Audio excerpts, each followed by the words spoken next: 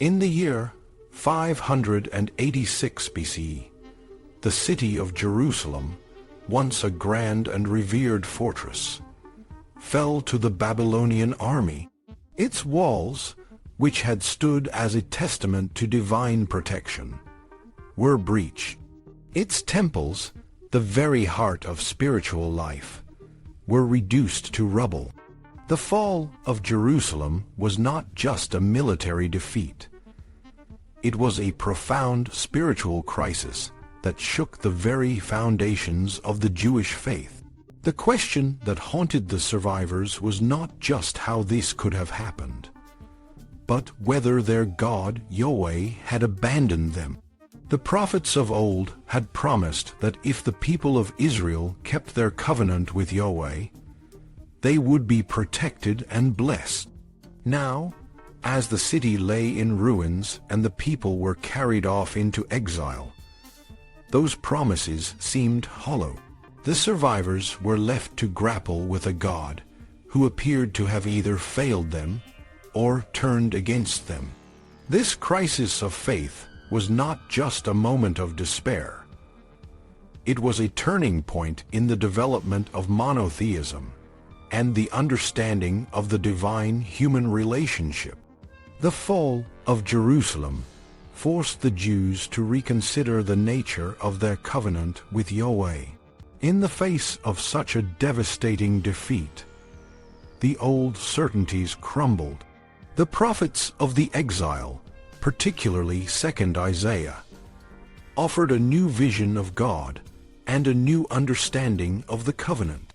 They emphasized that God was not just a tribal deity who protected a chosen people, but a universal God who cared for all humanity. This shift was not just a theological adjustment. It was a radical reimagining of the role of the Gentiles in the divine plan. In 2nd Isaiah, the message is clear. The covenant is not exclusive to the Jews. The Gentiles, too, are invited to participate in the worship of Yahweh. This is evident in the passage from Isaiah chapter 56, verses 6 to 7, where foreigners who join themselves to the Lord, keep the Sabbath, and hold fast to the covenant are promised a place in the house of prayer. This vision of inclusivity was a revolutionary idea, challenging the notion that God's favor was reserved for a single nation. It suggested that the covenant was not a zero-sum game, but a source of blessing for all who sought to live in accordance with God's will. However, the inclusion of the Gentiles in the covenant was not without its challenges. The Mosaic covenant, with its detailed laws and rituals, was a demanding framework that required a high level of commitment.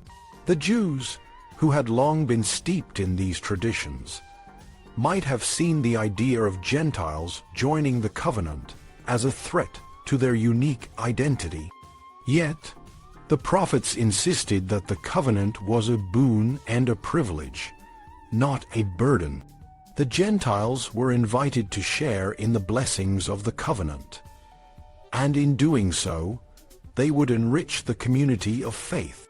This inclusive vision was not just a theoretical concept. It had practical implications. The prophets envisioned a future where the Gentiles would contribute to the rebuilding of Jerusalem and the restoration of the Jewish people.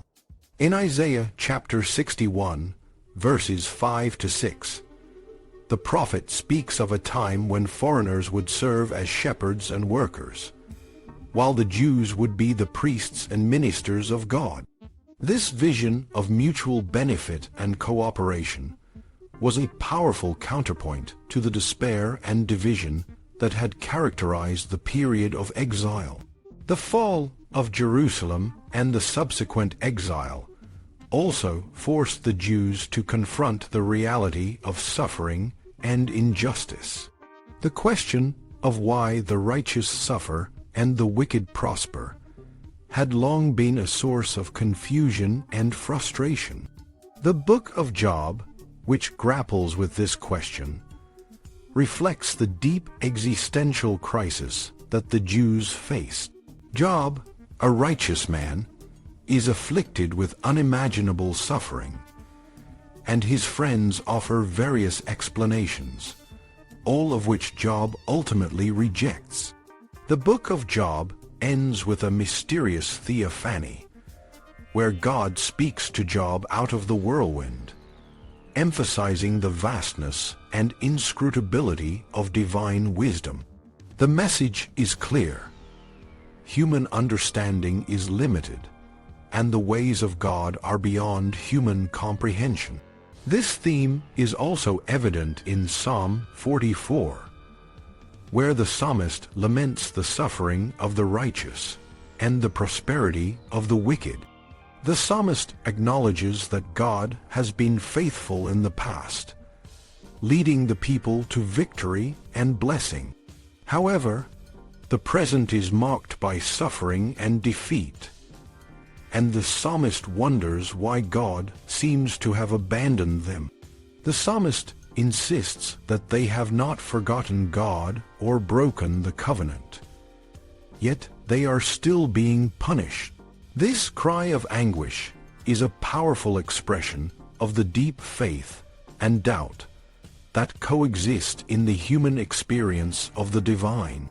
The Book of Proverbs offers a different perspective on the relationship between God and humanity. In Proverbs, the focus is on wisdom, which is personified as a female figure, Lady Wisdom.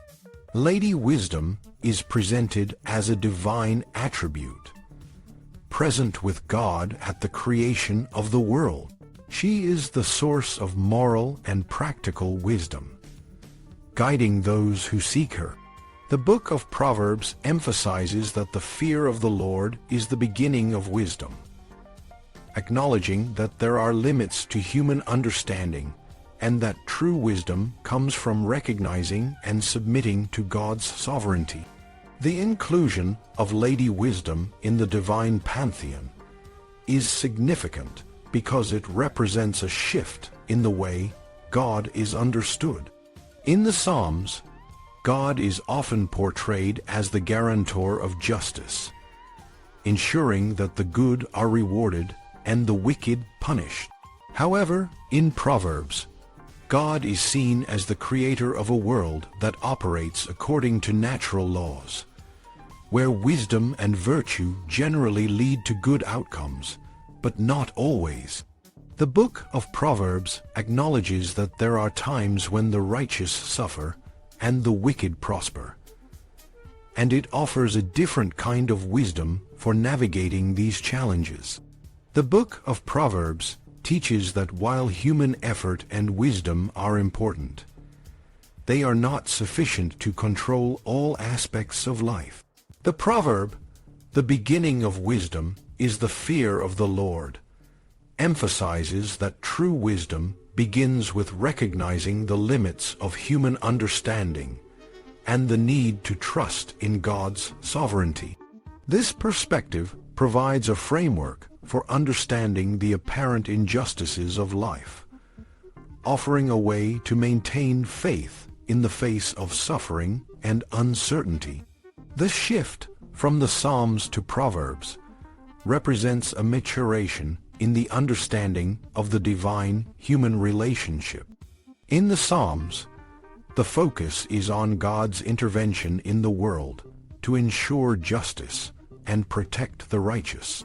In Proverbs, the focus shifts to the role of human wisdom and effort in navigating the complexities of life.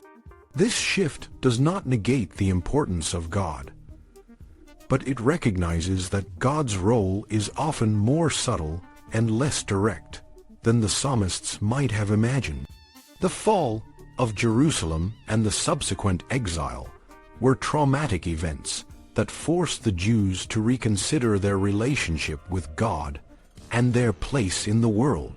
The prophets, particularly 2nd Isaiah, offered a vision of a universal God who cared for all humanity and invited the Gentiles to participate in the covenant. This inclusive vision challenged the exclusivist tendencies of the past and offered a way to understand the suffering of the righteous and the prosperity of the wicked. The book of Proverbs, with its emphasis on human wisdom and the limits of understanding, provided a practical and philosophical framework for navigating the complexities of life. In conclusion, the fall of Jerusalem and the exile were not just historical events. They were spiritual crises that led to a profound reimagining of the divine-human relationship. The prophets and the wisdom literature of the Bible offer a rich and nuanced understanding of God, one that acknowledges the limits of human understanding and the need for faith in the face of suffering and uncertainty. This reimagining of the divine-human relationship continues to resonate today, offering a way to understand the complexities of life and maintain faith in a world that is often beyond our control.